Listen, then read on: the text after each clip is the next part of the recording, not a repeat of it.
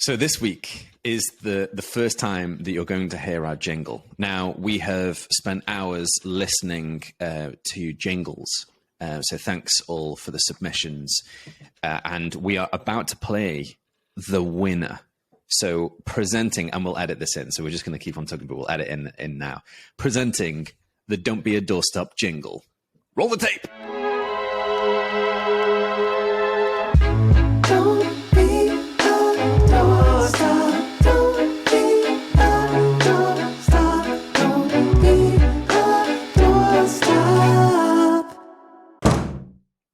I'm surprised you didn't do the applause noise.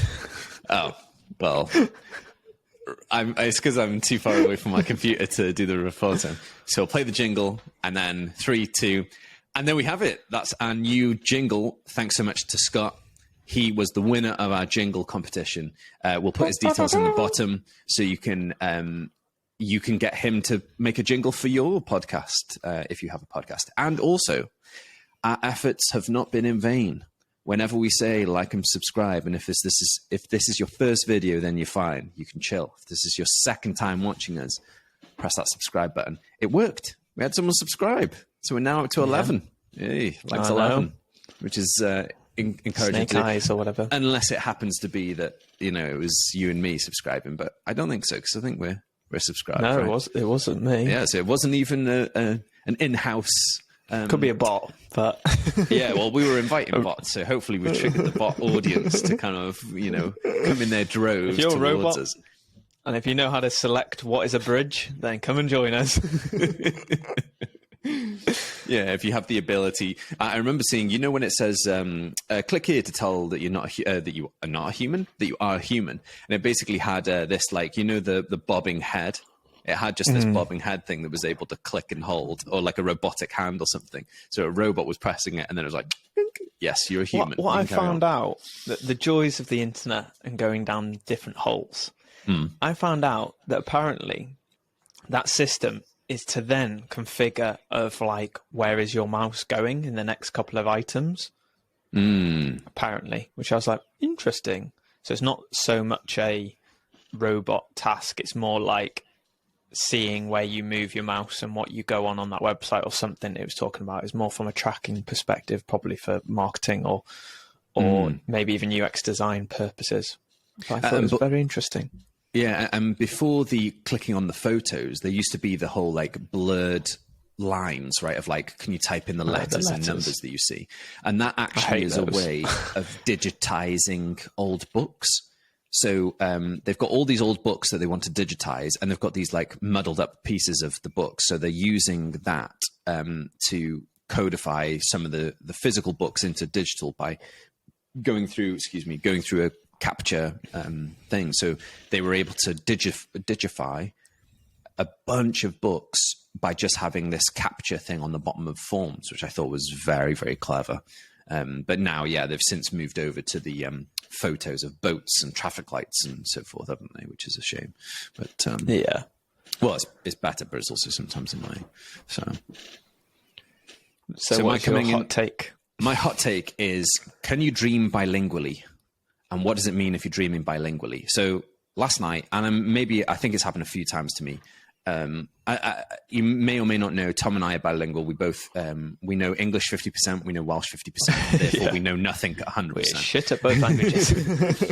So I've been dreaming bilingually, and I'll have a full-on conversation in Welsh in my dream with somebody. And I think it's fascinating because my Welsh is much better in my dream than in reality, which I find is fascinating. That's interesting. Second thing to that is read somewhere that, or listened to somewhere, or watched somewhere that someone was saying what you should do before bed is say, how can I make £1,000? And then go to sleep. And basically that gives your subconscious the thought of money making, so it can start to dream and meditate on making money. So I've tried it, but I've come up with no extra ideas. But one idea that is along the Welsh angle is if we did, so you may be familiar with Cameo. Cameo is a paid system where you ask celebrities for birthday shout outs or business promos, And I was thinking it'd be great to just take that and do Welsh versions of it, because there's no Welsh infrastructure for Welsh advertising. Like Google Ads, you can't actually do Welsh Google Ads because they don't support Welsh as a language. So if you were able to create something where it is in Welsh, then it would make sense. And as you'll see later on, we actually have our first sponsor as well for the podcast. Woohoo. So thanks to our sponsor, insert name here, which we'll be playing. And we're going to mix it up this week by switching up into Welsh in the second half of the podcast, because we keep on talking about it, like Tom said. We've said it many times, but we've never actually done it. So have you ever dreamt in Welsh, Tom? Not that I can remember, but I'm one. This is going to be a short podcast. Yeah, this is a very short podcast. Thanks for watching. I don't really dream, I must admit, and only in the last year, 2, maybe 3, I've dreamt more. But normally it is nightmares, lights out, positive dreams. So obviously, I'm going to bed thinking of nightmares. So you do about dream horror stories. You do dream, but they're of the nightmare variety, or you don't dream and then all of a sudden they're nightmares. It's probably more processing traumas rather than how to make £1,000. Okay, so maybe before bed you can be like, how do I make £1,000? Yeah, the dream. How trauma. do I slay a demon? That's what I should be thinking before bed. In your dreams. And what are these nightmares? What are the nightmares typically? I can't physically open my mouth when things are going on, or open my eyes. That's another one that they literally feel as if they're glued shut, and I could hear people panicking and the Sandman, that type of thing. I do remember a very vivid dream, a positive one now. I'll try and be positive, of when I was it was either primary school or secondary school, and I dreamt that I was in my back garden at home and I can fly with my arms. So I'd flap them literally like a bird and I could fly. And it was so cool because I'm not one. I know some people can be in dreams and they're fully in control. I'm not at all. It's more like a movie. But that was one of maybe the only one that I remember that I actually felt like I had control in. So it's really nice, rather than being on like a roller coaster of getting dragged through different situations that you don't have control over, of how you react to different situations. You're more observing. I've never had a flying one. But that was really good fun, and I wish I had more of them. Yeah, the one dream or the one nightmare that I have is that I forget how to play drums. So it's always like a stress-related dream. And typically, I assume that it kind of matches up, and this may or may not be right for you, but it matches up to some situation in life that is stressful. And therefore, it's just playing itself out in dreams where, you know, you need the toilet and you can't find a toilet, or you can't open your eyes, or you can't speak, or you can't drum. Obviously, varying degrees of traumatic experiences. The not drumming one is somewhat very traumatic for me for some reason, because it's like, right, you're on stage now, and I'm like, I've literally forgotten how to drum. This is awful. It's the public embarrassment of some sorts. And I'm sure there'd be some sort of psychological deciphering of the defect. Psychological defect that we both possess. So, and how do you feel that those then feed into real life? Is it because you're in a stressful situation in real life, and then they feed into dreams? I wonder if it's more because I'm in a good place in life, I then am backlogging bad experiences and process them in the now. Or I'm so pushing down the now that I don't realize I'm in a bad experience that then it comes out in dreams. It could be either way, because I know that I did a course recently, and it's called Pathways to Freedom, and it was a course based in America. Luckily I wasn't commuting there. It was on Zoom. And it was basically talking about triggers and emotions. And basically I learned that I disassociate a lot. That is my coping mechanism when you're in a stressful situation. And disassociate is disconnecting from your heart and your emotions, so you don't actually know what might be going on. So then you react as maybe more logical or robotic in you don't have those same sensings or feelings. On an emotional level, you'd still have feelings in the sensational level. So you might feel sick if you're nervous, but you won't feel the nervousness. You tend to feel the sick. So then you're like, oh, I must be nervous because I'm feeling sick. You basically have to wait until your emotions triggers your body, which is more like secondary, thirdly, or whatever. I'm not the pro in it. For then you to understand what's going on. So I do recognize maybe my dreaming is from, pushing down, because that's my coping mechanism without me realizing that I'm trying to undo. Yeah. I think sometimes I've had dreams that are like processing some difficulty, which gives me some sort of relief, in the sense of like, you might have dreams, and we'll go deep here now. Like, I have dreams of seeing Nine and Tide or Welsh for grandma, granddad, seeing my Nine and Tide and saying hugging them or saying bye to them or whatever, because I don't feel like I got to say bye before they passed away. So I think dreams are a really fascinating world of like, one, can you process, because again, we know that the emotions felt in a dream can sometimes still have the remnants when you wake up. So when I have those types of dreams, I feel like satisfied. I even had one recently where I was Quick question before you jump into this dream. Do you have control in your dreams, or do you just observe them like me? I'm in the dreams. It's kind of like a roller coaster. Once the roller coaster starts, you can't stop it. The only thing that you can do is potentially wake up, but I don't actively wake up, if that makes sense. So it's just like I'm watching a film, but I'm in the film, and it'll just play out, and I'll just feel all the emotions that are going on, and I can't change what's going on. It's just, so in that sense, I'm observing, but it is still me, and I'm in that situation, as it were. But you're not controlling the body that you are in that dream. It's more you're observing through the eyes of the body of who you are in that dream. Yeah, I can't necessarily control. Like, for example, I've tried to change the dream by saying, walk over there, but I can't, right? It's like it's a video that's playing, and I'm just in the body of the video that's being played. I think that's how I would describe mine. So yeah, I think a couple of nights ago, I had a dream where I was like back with a bunch of school friends, and we're all like, hey, like hugging each other and stuff. And I found that fascinating, because again, when you're busy with stuff and you kind of forget, or not forget, but you don't allocate time to catching up with people, you kind of somewhat, and this is probably where personality types come in, and that affects the types of dreams you have. So the personality type of guilty that, I've not caught up with this person, or I've not messaged this person in a while. Then you have the guilt narrative of, they probably don't care about me, or something like that, in a kind of like a insecure narrative. And then you have dreams where basically it's resolved, because it's actually like, oh no, we're all fine and it's all good. And you have this satisfaction, even though all that stuff is a fictitious narrative, or like feeling or a sense in your dream. So I'm wanting to control my dreams more, in a way to make it a space where I process and release some of that pressure. And also, can I figure out if I can use it for creativity and idea generation and inspiration? Interesting. Because you can feel emotions after it. Yeah. I heard about someone that used to do afternoon naps, but what they'd usually sit on a chair with armrests, and then I think they would hold on keys in one of their hands.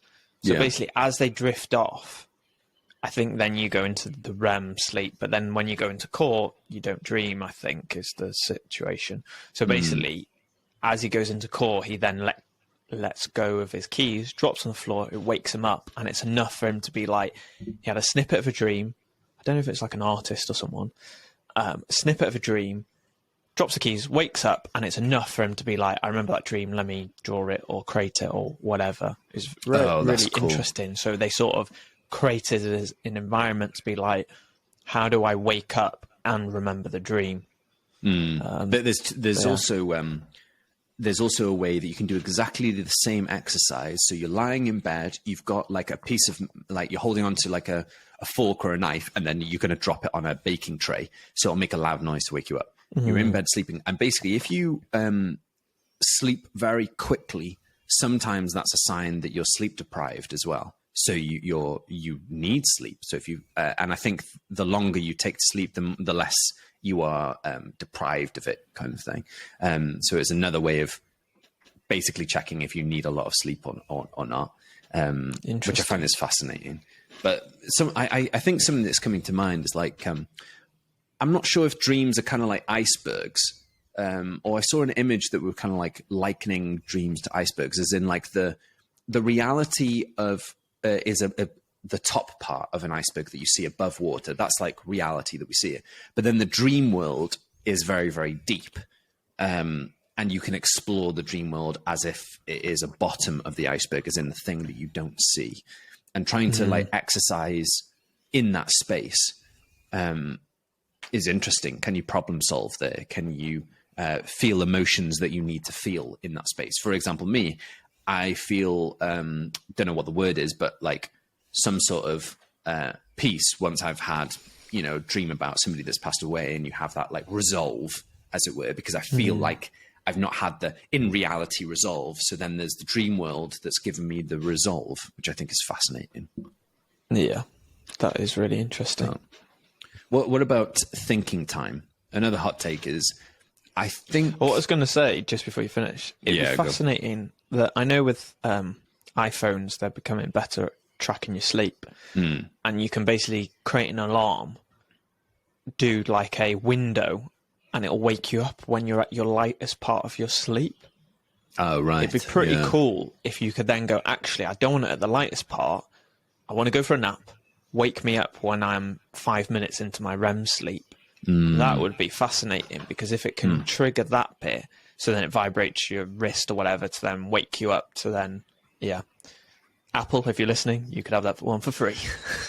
Yeah, because I think... if you could trigger based on that, because you want to capture the dream, because sometimes I don't capture my dreams. I don't have like, some people have a notepad next to their bed, right, to write it down, but I don't do that kind of stuff. So yeah, if you were able to monitor it, I've been monitoring my sleep through the Apple Watch stuff to try and increase the percentage of deep sleep, because on average I'm getting 8% deep sleep, and really I should be having something more like 13%. So I'm bit by bit trying to increase that, but I don't. Tim Ferriss, the guy that wrote the 4 Hour Work Week, he has a podcast with this kind of like sleep specialist, and they're saying most of the time sleep is kind of one of the biggest levers is temperature. So what you want is typically you have a hot shower before you sleep, and that'll make you go to bed quicker, because your body typically is warm, heats up to get to sleep, then it'll cool through the night, and then it'll warm up again to wake you up. So if you want to kind of like improve sleep, that is one mechanism, as well as the typical things of, you know, no caffeine before, like in the run up to bedtime, and also, you know, blackout curtains and that stuff. I need to get back. I used to wear an eye mask, which is massively helpful because we don't have blackout curtains. So I think I need to go back to that to optimize sleep. And that was one of my first health related things I wanted to address in the new year, because supposedly you can't actually catch up on sleep. So once it's gone, it's gone. So insert medical reference here or something like that. So interesting. Well, I'm never going to catch up on the lack of hours that I'm going to bed at the moment. Yeah, so all you need to do is increase the hours that going forward, because you can't necessarily catch up on sleep as such, and improve the quality of sleep going forward rather than sleeping more hours. Interesting. The other section is time for thinking. So one, dreams. I'm trying to, before I go to bed, be like, how can I make £1,000? Sleep. No ideas so far. Second thing is thinking time. Are you planning in or putting in a slot of time to actually think and process? The benefits of that is, it's like, remember back in the day when you had to defrag your computer? Defragging is basically reordering it so it can order it in a way and index it in a way that's it can be accessed in a quicker way, because it's basically like tidying up. It knows where everything is because it's tidied it into an order that it's familiar with and understands, rather than, oh, it was just putting anything, putting every bit of stuff in anywhere, any space or gap that it could find. So like defragging your mind by having active thinking time. So do you do active thinking?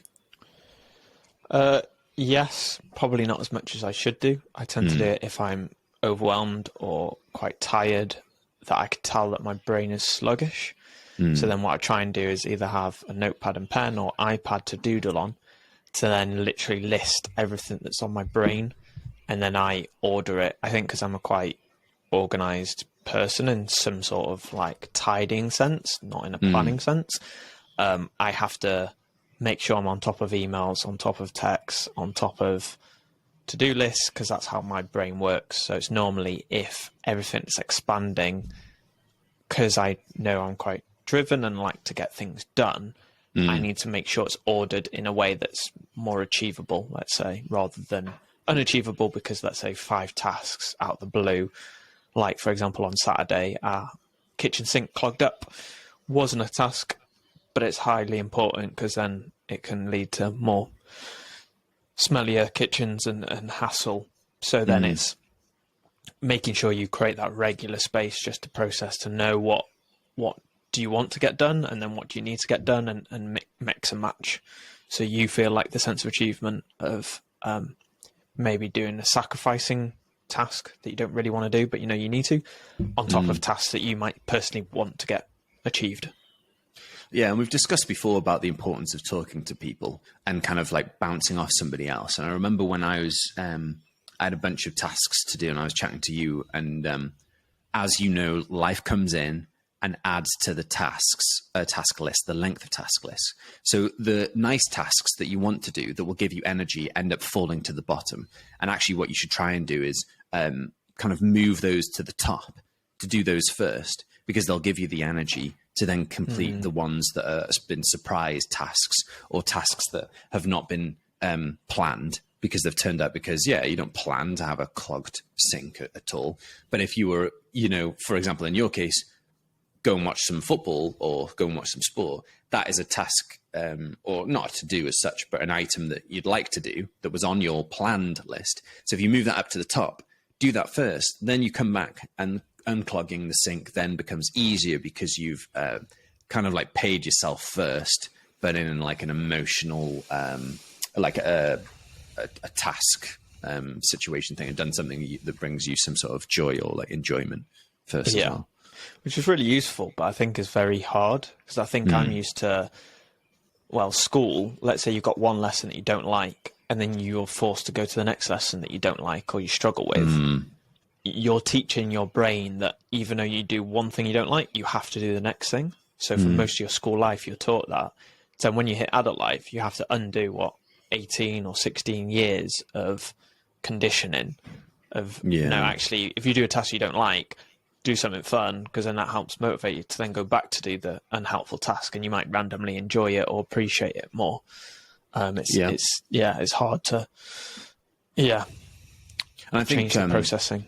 It ties in nicely with the app that we're building. I'm not sure if we've ever mentioned on this pod about the dyslexia task app, or dyslexia-friendly task management app that we're currently working on, and how, like we've said before, reward is a really key part to motivating somebody to carry on through a task list, because the task list keeps on forever getting longer and longer. So you have to always reorder it and reprioritize to make sure that your energy levels are kept at a certain way, right? Yeah. I was just daydreaming then, giving myself some time to think of going, imagine if we had to update where those projects are each week for accountability. I'm like, oh, it'll get me going. It's still over there. It's still sitting on the side. So, I think going back to the thinking space, I've started to feel that I need more time to think, but with like somebody else on the other end of a phone, but not talking back to me. Like I was kind of telling you the day before, like having someone around sometimes is helpful. Not that we're discussing anything, but it just gives you, I don't know if it's a sense of grounding you to be like, cool, you don't need to concern yourself about anything. Because if the door, if somebody comes to the door, the person with you will answer the door. So then you can kind of like get into your zone. I don't know if it's that. I'm not sure if it is like a sense of like comfort, but needing just somebody else with you to give you the space to just start thinking and have a bit of like silence almost, for then ideas to come and turn up. And it might be because I've exhausted myself with talking aloud and talking out thoughts and feelings. And maybe it is internalizing some of it to figure out the next step as well. Yeah, I think my perspective is, particularly from working from home, is every time you call someone or message someone, either you're trying to get something, or you're trying to, if someone's calling or texting you, you're trying to give something. But sometimes you miss out on that office mentality. If you're not trying to give or get, you're just having a laugh and existing with sort of shoulder to shoulder with people to feel part of a squad. That you get that same feeling if you've got good friends or good family. But the difficulty with that is the more older you get, you have to plan it in, and it's harder to plan that. So that's why it's good to have good colleagues. But I think that's why, creating that space just so we can jump on a huddle, which is like using Slack, the messaging service that we use, that you just hop in, sit on there for a couple of hours, see if someone joins, and then hop out. It's like, as if you're hopping into a online office just to hear the other person hum or talk to themselves or make their own joke and laugh at themselves or whatever. It's not so transactional relationships. And it's kind of like sitting next to someone on a bench and people watching. It's not transactional with the person that you're with. It's just to be in the same environment, to be alongside somebody, to kind of process the same information, but like internally by yourself, which I think is something that you typically don't get much of the downtime when you're distant away from somebody or a group of people and that as well. So yeah, when you go to bed tonight, say something, or like ask yourself something, ask your subconscious something, and then go to sleep. And chime in the comments to see if you've answered your question when you've gone to sleep. Or, go for it. I've noticed that you're summarising as if we're about to end, but we've not done the second half in Welsh. Well, this is why I want to like end this bit before our sponsor kicks in, and then we'll switch to Welsh. Okay. And then the second part is: are you actually planning thinking time and giving yourself that space to like defrag the computer that we are as well? So yeah. Till next time, here's a message from our sponsor. Da chi wedi cael digon ar wneud yr un swydd dro ar ôl tro, bob dydd, bob blwyddyn. Da chi'n edrych am sialens newydd. Cerwch i weld jobin.cymru am swyddi newydd yng Nghymru. All right, you can intro us back in Welsh. Well, what if they're English coming in? Hello. It's fine. And 3, 2. Hello, dyma, don't be a doorstop there. Ydy'n translate fo? Ydy'n bosib i siarad Cymraeg hefo acen heb newid y sŵn, felly bod o ddim yn soundio fel ni. Dwi'n meddwl, so dwi wedi bod yn breuddwydio yn Gymraeg ac yn siarad yn Gymraeg yn fy mreiddwyd, a mae'n anodd oherwydd dwi'n gwell dwi'n well yn siarad Cymraeg yn y breuddwyd a dwi ddim yn gwybod pam. Ydy oherwydd does na ddim barn pobl eraill sy'n neud o'n anodd i siarad? Ydy oherwydd dwi'n meddwl yn arafach a does na ddim meddyliau gwahanol yn tynnu sylw, neu ydy oherwydd dwi ddim yn meddwl yn Saesneg ac yn cyfieithu i Gymraeg, felly mae'r proses o syth i Gymraeg yn haws. Haws, ie. Ella. Oherwydd dwi'n gwybod pan dwi'n clywed i podcast Gymraeg neu radio neu teledu, dwi'n gallu deall o yn syth bin. Yeah. Ond os mae rhywun yn siarad gyda fi a dwi angen siarad yn ôl, mae gyd o cogs yn arafu yn fy meddwl i. A dwi angen cymryd dipyn bach yn fwy oherwydd o fi siarad gyda fy partner What was wife? Graig, has it. A oedd fi'n dweud, pen dwi'n siarad yn Gymraeg, dwi wedi dysgu yn ysgol. Dwi heb wedi dysgu adref. A fysa i'n defnyddio geiriau gwahanol yn yr ysgol na fysa fi ar adref gyda ffrindiau neu teulu. So pen dwi'n siarad Gymraeg, dwi ond yn gwybod pethau o fel hanes neu mathemateg neu rhywbeth fel yna. Y gwyddoniaeth. A ddim fel social media neu TikTok neu tech yr un fath rwan. Un phrase o'n i'n arfer ffeindio fo'n anodd ydy agency.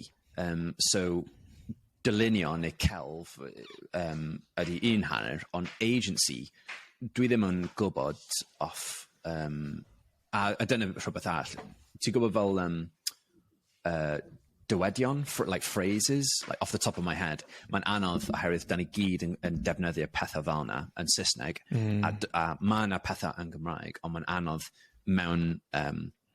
mewn siarad i gyfieithu pethau oherwydd does na ddim like for like, as it were.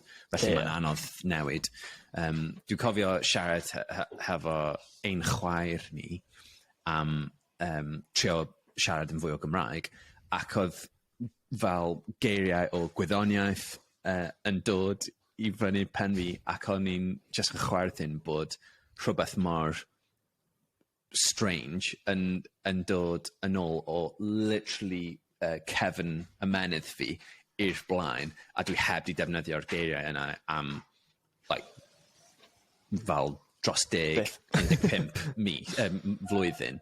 Felly mae'n anodd yn dydi. So. Ond be di'r pwynt o siarad fel yma? Dwi'n meddwl mae bod yn dwyieithog yn sgil bwysig, oherwydd dwi'n meddwl bod mae'n agor darn o'r ymenydd sydd ddim yn cael ei cyffwrdd gyda rhywbeth arall. Fel ti wedi gweld y ffilm Limitless, right?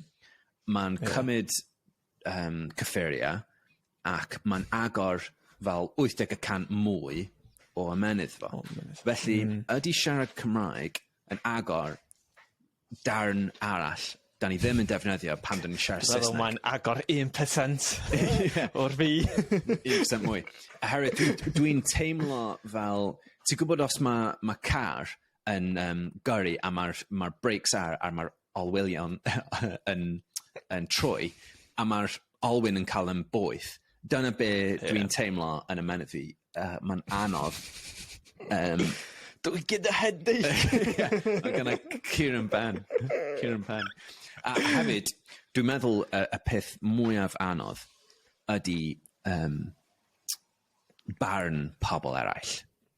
Oherwydd, dwi ddim eisiau cael... Wel, dwi yn cael y treiglo yn anghywir. A mae'n anodd cael o'n gywir. Dwi wedi byth dysgu fo'n yn iawn. Fel o'n i dweud... Dwi'n gesio fo.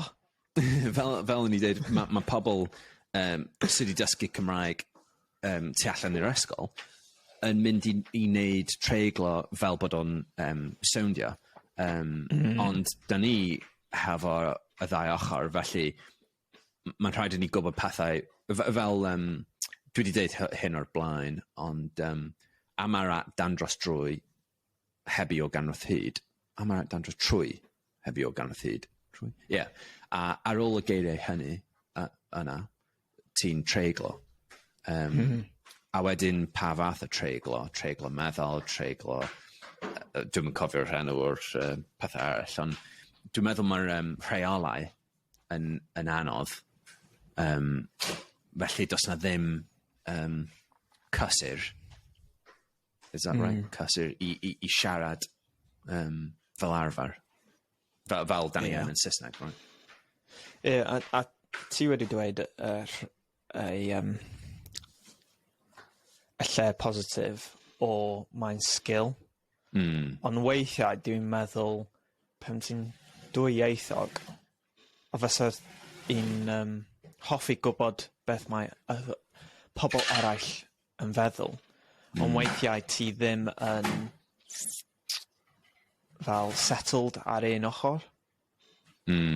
Os ti'n feddwl ti'n Saesneg neu Gymraeg, ti'n fel hanner ffordd, oherwydd ti ddim yn gallu siarad y ddwy ohonyn nhw yn fel perffaith.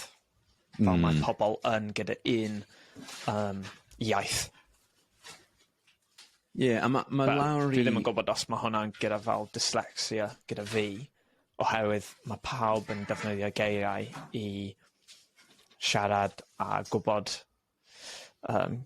fel, ie,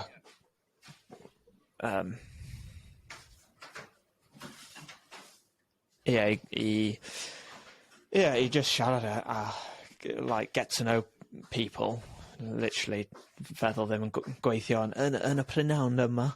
Pan ti ddim gyda geiriau, mae'n neud ti'n just fwy yn dy pen. Y ben dy hun. Oedd hwnna i fi. Pam ydyn ni yn, pam da ni yn siarad? Be yw'r rheswm am siarad? Y rheswm am siarad ydy dealltwriaeth i cael fy neallt. Fy neallt? Ie. Felly, os dwi'n mynd i siarad a deud rhywbeth yn Gymraeg, mae'n rhaid i fi teimlo bod fi di egluro rhywbeth yn glir, a wedyn y person ar y diwedd di ymateb yn y ffordd cywir, sydd yn gwneud i fi teimlo bod fi di cael fy neall heb cael, heb cael yn anghywir. Yeah. Dysgu ddim clem byd i misunderstood. Cam ddeall. Yes! Cam ddeall. Dwi'n meddwl mae'n rhaid hefyd. Da iawn. Dwi'n meddwl mae'n rhaid hefyd. Serenich chdi. Rhoi mwy o amser i, a mwy o lle i cael y gair yn ôl. Oherwydd weithiau mae'r geiriau yn dod allan o'r nenfwd, ac dwi ddim yn gwybod lle mae'r gair cam ddeall yn dod o. Dwi heb di defnyddio'r gair am flynyddoedd. Felly, mae yna rhywbeth rhywle, fel storfa. I mean, storfa, dwi'n meddwl mae'n dod yn ôl. Mae fel, dwi'n gwybod beth yw'r gair. Radio bike. Yeah. Os ti'n cael fel momentum ac yn cychwyn ac yn trio gwthio, mae'r flow, mae'r rhigl. Cyhyr. Yeah. Cerdded ar dŵr yn dod yn ôl. Exactly. Dwi hefyd yn meddwl am pam... ti di wneud Ffrangeg yn do? Do, o fi dropio ffo yn blwyddyn 9, dwi'n meddwl. So, ddari ti ddim wneud tygau yn Ffrangeg? So, nes i wneud tygau yn Ffrangeg, ac mae yna arholiad lle ydych chi'n cael ei gofyn i egluro stori neu rhywbeth a cael conversation, ydych chi'n trafod pethau am eich teulu neu lle ydych chi'n byw, ac o'n i'n cofio defnyddio'r gair ac oedd yr athrawes Ffrangeg yn dweud, ti'n mynd cael wneud oherwydd mae yn Saesneg, felly mae'n rhaid i ti wneud bon o boff. A dwi'n meddwl yn Gymraeg, mae'n anodd hefyd, pam dwi'n cytuno hefo ti, yes. Pam dwi'n cytuno hefo ti, dwi'n deud yes, a gair Saesneg ydy. Felly mae'n rhaid i fi hefyd, i gyd o'r geiriau yma, da ni'n defnyddio fel fillers, i rhoi amser i ni meddwl am y geiriau. Mae'n rhaid i ni newid y fillers i fod yn Gymraeg hefyd. Yndan. Ie. Boff. Pan ti'n meddwl boff, dwi just yn meddwl am y ffilm mae Mr Bean yn. Beth oedd yr enw? Oedd o'n spy. Johnny Bravo. Johnny English. No. Johnny English, yeah. Johnny Saesneg. Yeah. Gyda boff. Yeah. Boff ydy'r enw ffrind fo. Yeah. Yeah. Spy arall. Yeah. Wel, Da iawn. ar ôl I gyd o'r trafodiaeth amdan y difficulties, amdan y problemau. Problemau hefo siarad Cymraeg I ni fel oedolion rwan, a I ni fel pobl sydd ddim yn siarad yn dyddiol. Yn aml. Yn aml. A wedyn, da ni wedi siarad am fel 10 munud yn syth, heb defnyddio gormod o geiriau Saesneg go iawn. A dwi'n meddwl neu Ffrangeg, ie. Nes I really mwynhau... Touché. Ie, touché. Nes I really mwynhau mynd I Ffrainc. Dwi ddim ond I mynd I Ffrainc unwaith. Ac mae pobl yn Ffrainc, mae hyn yn mynd I bod yn generalisation. Stereotyping. Stereotype. O'n I lawr yn De Ffrainc, a mae pobl yn Ffrainc ddim yn siarad, ddim yn mynd I helpu chi allan, dydyn nhw ddim yn mynd I siarad Saesneg, felly mae'n rhaid I chi trio siarad yn Ffrangeg I cael I ordro coffi yn y tin o rhywbeth. A o'n i'n mwynhau oherwydd pryd ydych chi'n mynd I ymarfer, os ydych chi ddim yn cael eich fel ffosio mewn I situation, I mewn I lle neu thing sydd yn gorfodi chi siarad Cymraeg. O'n i'n meddwl hefyd, un syniad dwi wedi cael, dwi'n meddwl ddylen ni rhoi discounts I pobl os maen nhw'n siarad Cymraeg. Enghraifft, os ydych chi'n rhedeg siop coffi, a mae rhywun yn dod I mewn ac yn gofyn am rhywbeth yn Gymraeg, felly ydych chi'n cael 5% I ffwr o'r pris terfynol. Neu, os ydych chi'n mynd i'r cinema, a ydych chi'n prynu ticedi, a os ydych chi'n newid y selection iaith, a ydych chi'n dewis Cymraeg, a ydych chi'n prynu ticedi, mae gennych chi 10% I ffwrdd. A mi fysa fo'n haws wneud rhywbeth fel yna, oherwydd da ni'n defnyddio symbolau everywhere, right? Pob lle. Mae symbolau yn cael ei defnyddio llawer I cyfieu... I cyfieu? I cyfieu geiriau. Felly, ydy o'n bosib defnyddio symbolau I cael rhywun I prynu ticedi amdan ffilm neu rhywbeth, a wedyn awardio dwi'm yn gwybod, rhoi gwobr I rhywun. Dyna beth sy'n digwydd hefyd. Da ni'n newid beth da ni'n deud I pethau da ni'n gwybod. Mwy haws. Yn hawsach I ddeud. Newid o I rhoi gwobr I rhywun os maen nhw yn defnyddio fo. Felly, wedyn, mi fysa pawb yn dewis Cymraeg pam maen nhw'n prynu ticedi i'r cinema, a wedyn efalla da ni'n tynnu lawr y status bod Cymraeg yn rhywbeth i'r pobl rich neu pobl sydd yn uchaf I fyny yn y society. Mae Cymraeg I pawb. Pobl sydd yn hoffi discounts. Pobl sy'n hoffi pethau rhatach. Ond, so os da chi'n rhedeg os ydych chi yng Nghymru a ydych chi'n rhedeg siop, efallai mae'n opportunity I chi rhoi discounts pan mae pobl yn gofyn yn Cymraeg neu yn ordro yn Gymraeg. Ydych chi'n treiglo ar ôl yn Gymraeg, yn Cymraeg. Yn Gymraeg, mae'n soundio'n fwy treiglo. Ond dwi'n yn gwybod beth yw'r rheolau I treigl ar ôl yn. Ni yn y Wild Wild West o Gymraeg. Ddim rheolau. Yeah, be di wild, gwirion. Dim rheolau. Ond, da ni di gwneud tro dda arni.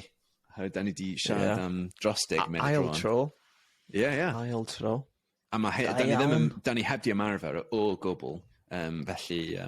Bydd pobl yn gwybod hwnna. Mae'n dangos yn glir fod ni heb di ymarfer. Dwi'n meddwl hefyd, dwi eisiau cael yn well. Dwi eisiau apologise i pawb sydd wedi dysgu fi Gymraeg. Ymddihero, ie.